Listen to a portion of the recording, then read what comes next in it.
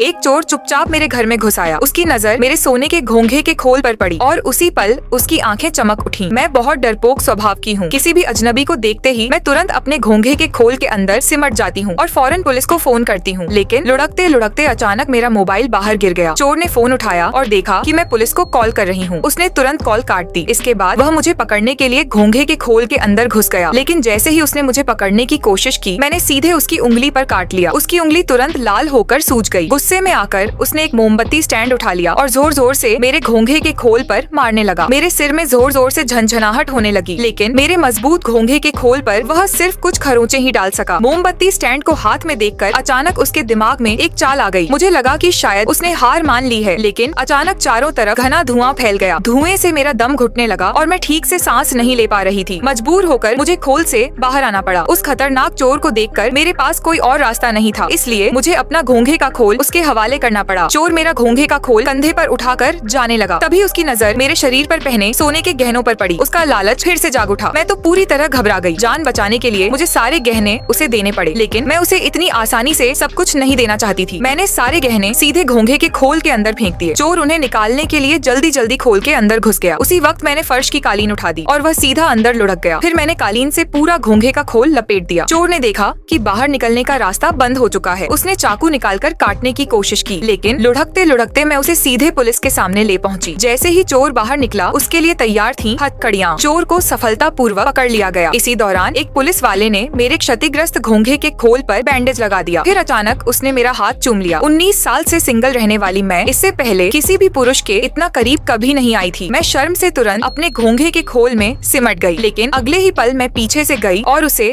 कसकर गले लगा लिया।